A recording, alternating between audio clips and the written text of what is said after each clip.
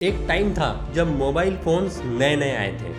हर घर में एक नया कनेक्शन और हर किसी का सपना पूरा हो रहा था। और इस सपने के दो बड़े नाम थे, वोडाफोन और आइडिया। ये दोनों कंपनीज नहीं, एक रेवोल्यूशन थी इंडियन टेलीकॉम इंडस्ट्री में।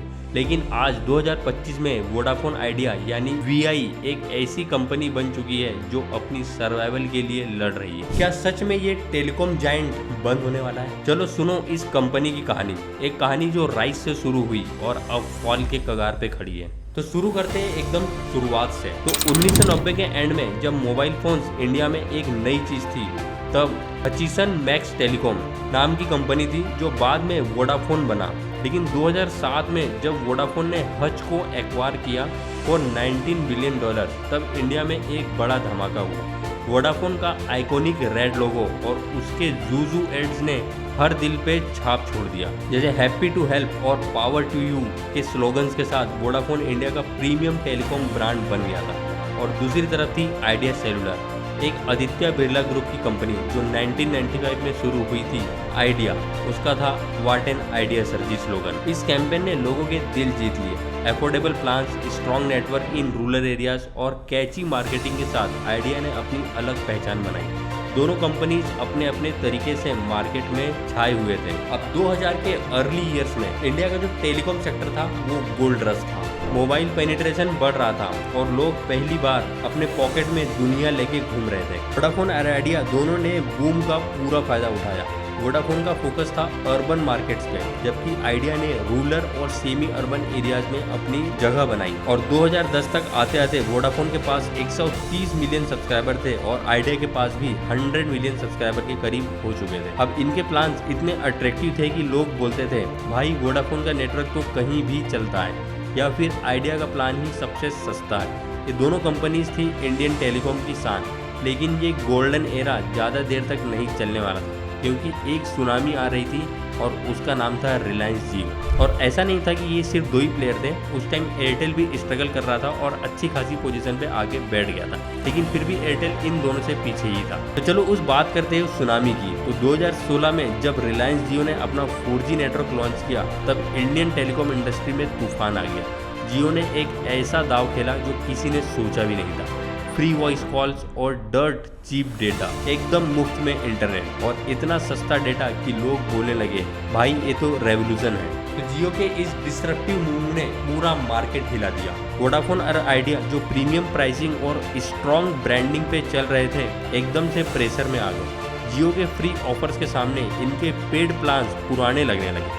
सब्सक्राइबर का घटना चालू हो गया और लोग वोडाफोन और आइडिया के सिम छोड़ के जियो की तरफ भागने लगे। और ये सिर्फ शुरुआत थी, एक और बड़ा झटका लगने वाला था। वो था एडजस्टेड ग्रॉस रेवेन्यू यानी AGR ड्यूज का इशू। तो 2019 में सुप्रीम कोर्ट ने एक रूलिंग दिया जिसमें टेलीकॉम ऑपरेटर्स कंपनीज को गवर्नमेंट को बिलियंस ऑफ डॉलर्स के ड्यूज पे करने थे। लेकिन ये AGR होता क्या है? तो सिंपल वर्ड्स में ये एक तरह का टैक्स होता है जो टेलीकॉम कंपनीज को अपने रेवेन्यूज का एक बड़ा हिस्सा गवर्नमेंट को देना होता है। लेकिन सुप्रीम कोर्ट ने कहा कि इसमें नॉन टेलीकॉम रेवेन्यू भी इंक्लूड होगी, जो एक बड़ा शौक था। लेकिन वोडाफोन आइडिया के लिए ये एक दो-धारी तलवार थी। एक तरफ जियो का कंपटीशन और दूसरी तरफ AGR ड्यूज का बोझ। तो वोडाफोन आइडिया के ऊपर 58,000 करोड़ रुपए का ड्यूज था और ये अमाउंट इतना बड़ा था कि कंपनी के लिए इसे पे करना ऑलमोस्ट इम्पॉसिबल था। इस वजह से दोनों कंपनीज वोडाफोन और आइडिया ने एक बड़ा डिसीजन लिया और वो था मर्जर का डिसीजन। 2018 में वोडाफोन इंडिया और आइडिया सेलुलर ने एक हिस्टोरिक मर्जर किया और इससे बना वोडाफोन आइडिया लिमिटेड यानी VI। ये इंडिया का सबसे बड़ा टेलीकॉम मर्जर था, valued at $23 billion.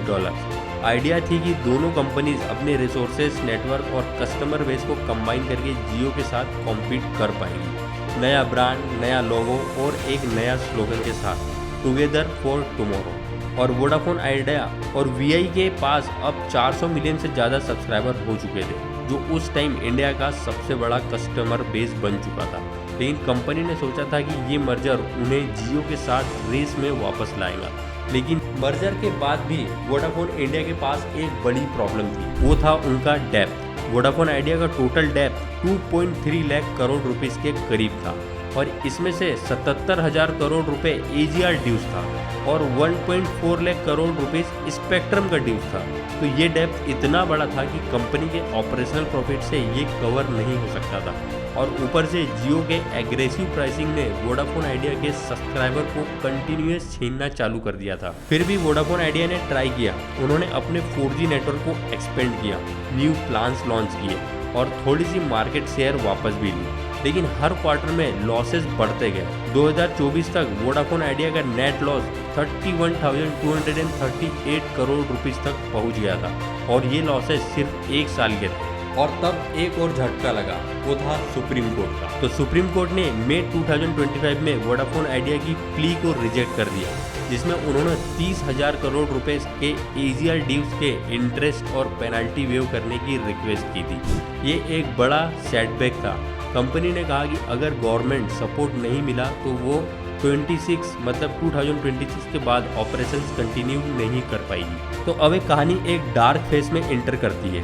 Vodafone idea का शेयर प्राइस जो एक टाइम पे 19.18 रुपीस था इन जून 2024, वो मई 2025 तक 6.91 रुपीस तक गिर गया, एक 64% की गिरावट और मार्केट कैप भी घट के 72,914 करोड़ रुपीस पे आ गया। ये एक ऐसा टाइम था जब इन्वेस्टर का कॉन्फिडेंस वोडाफोन आइडिया पे से उठ रहा था। वोडाफोन आइडिया के सब्सक्राइबर्स भी घट रहे थे। एक टाइम पर 400 मिलियन से ज्यादा सब्सक्राइबर वाली कंपनी के पास अब सिर्फ 200 मिलियन सब्सक्राइबर ही बचे हुए थे और ये सब्सक्राइबर का कम होना जियो और एयरटेल के एग्रेसिव मार्केटिंग और बेटर 5G सर्विसेज की वजह से हो रहा था। वोडाफोन आइडिया ने भी 5G रोल आउट शुरू किया था 2025 में, लेकिन ये लिमिटेड सिटीज तक ही सीमित था। और अगर बात करें डेप्थ की तो वो एक बड़ा मॉन्स्टर बन चुका था। अब वोडाफोन आइडिया का total depth 2.3 lakh crore rupees था, जैसे हमने डिस्कस किया था पहले, और इसका ईयरली इंटरेस्ट कॉस्ट ही 24,000 करोड़ रुपीस था, जबकि उनका ऑपरेटिंग प्रॉफिट सिर्फ 17,000 करोड़ रुपीस था। मतलब कंपनी अपने इंटरेस्ट का पेमेंट भी नहीं कर पा रही थी। ऊपर से गवर्नमेंट ने भी वोडाफोन आइडिया की हेल्प करने से मना कर दिया। अप्रैल 2025 में डिपार्टमेंट ऑफ टेलीकम्युनिकेशन ने वोडाफोन आइडिया के CEO अक्षय मुद्रा की रिक्वेस्ट को रिजेक्ट कर दिया, जिसमें उन्होंने $9.76 बिलियन के ड्यूज पे रिलीफ मांगा था। गवर्नमेंट का कहना था कि सुप्रीम कोर्ट के 2020 रूलिंग के बाद और रिलीफ देना अब पॉसिबल नहीं है।